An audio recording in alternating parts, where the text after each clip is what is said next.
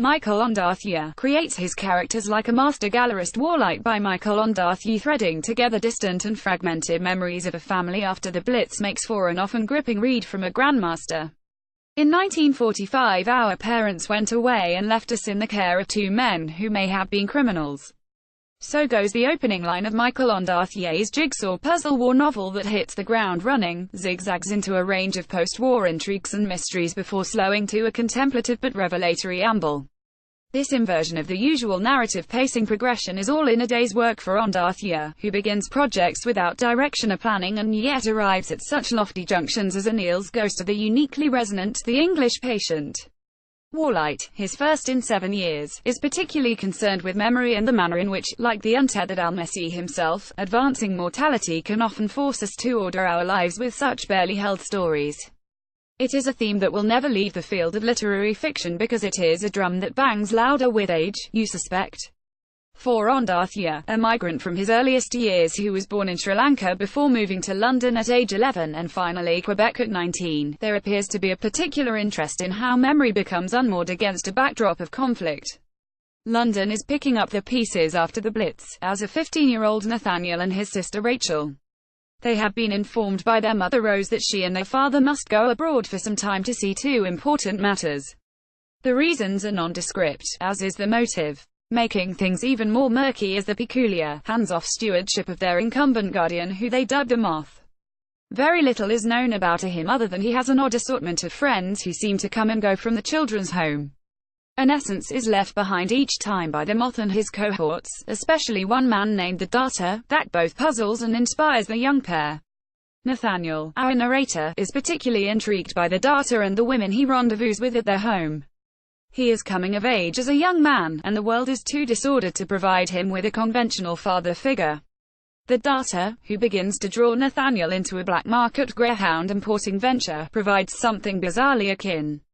When Nathaniel embarks on a sweetly flowering romance with a waitress he calls Agnes after the street where the young lovers meet for romps in vacant rental properties, the Darter is made to masquerade as his father to make all seem normal in her eyes.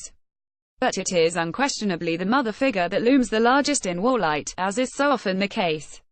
Nathaniel is looking back years later after she has passed away and his relationship with Rachel is irreparably damaged.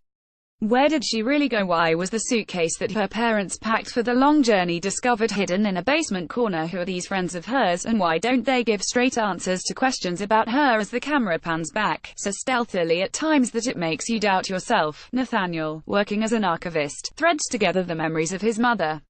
In doing so, he replaces the assumption that she and the Moth Al were involved in criminal activity for something far more heroic and life-threatening than that. Without giving too much away, Rose never neglected her duty as a mother to protect her children. This seam of subterfuge and the truth being gradually released from the shadows make Warlight gripping reading at times, especially given Ondaatje's ability to land you in it without you seeing it coming. The entire outing is so coated in uncertainty and elusiveness at times. Several characters go by assumed names, even Nathaniel and Rachel are known as Stitch and Wren. Ours was a family with a habit for nicknames, which meant it was also a family of disguises, and shards of memory are pieced together or padded out by Nathaniel, situations and incidents that were beyond him at the time. In a similar manner to what Graham Greene pulled off in The End of the Affair, the disarray London finds itself in spreads beyond the bombing rubble and into the lives carrying on at street level. People not saying what they really are, or clearly speaking it out but leaving a notion unspoken of. The warlight of the title is the system of blacking out London to enemy bombers in the sky by leaving on only dimmed orange lights on bridges for secret nocturnal transportations. It is a useful metaphor for an individual trying to fill in the gaps years later on what exactly took place during his formative years. If you grow up with uncertainty, you deal with people only on a daily basis, to be even safer on an hourly basis. You do not concern yourself with what you must remember about them. You are on your own. This can make everything tricky to hold securely in the reader's hands, and thus very gripping at times.